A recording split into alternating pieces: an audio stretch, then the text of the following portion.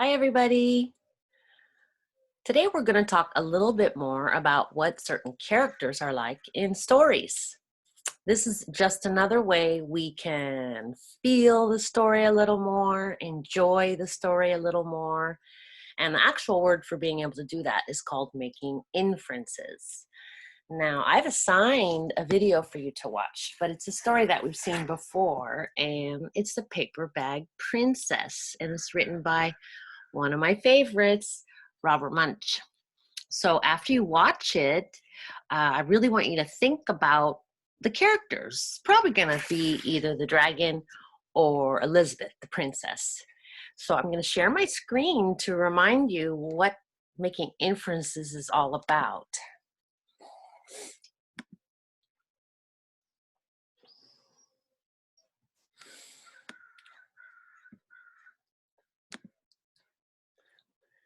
So I wrote this before, and I read this to you before, but I just want to remind you that when we make inferences, when we think a little bit more about the story, we can better understand. When we understand what we read in a story, it means more to us. We can tell someone else about the story, have a good retell. And when we make inferences, when we think about the story, it helps us to enjoy the story more. And some ways we can do that are to ask a simple question in our mind about the story, wonder about something that is happening, feel happy or sad for the characters, or wonder something about them. And that's what we're going to do today. Or possibly think about what we might do differently.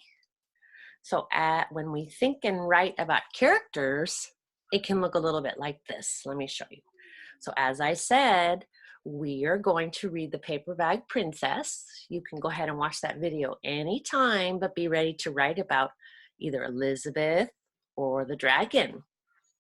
So here are some ways that you can start your sentences. You could say, I think about Elizabeth or the dragon. Or I wonder about the dragon or Elizabeth. Or I like, maybe there's something that they did that you liked. Or maybe you just want to say why. Why did that happen in the story? And you want to understand more. So let me go back to my writing so I can show you what I wrote about.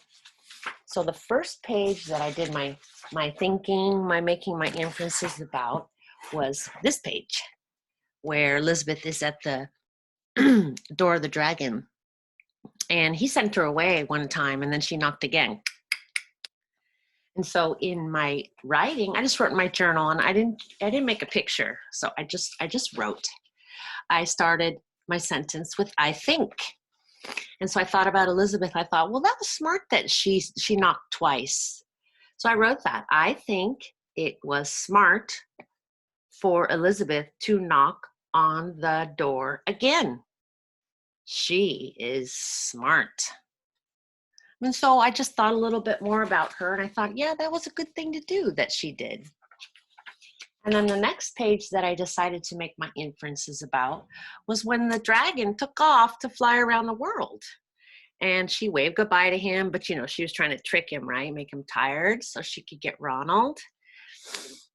But anyway, he started to fly, and then I started thinking, I wonder really how far around the earth, how many miles it is around the earth.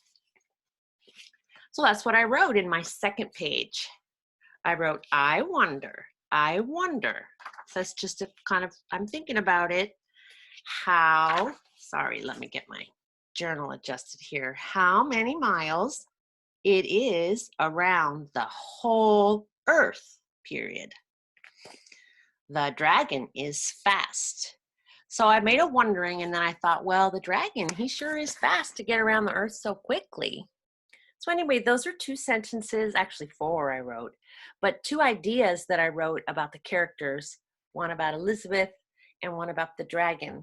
And really don't forget, when you make inferences, it doesn't have to be a big, big idea. It can just be something simple that helps you be a little bit more involved in the story.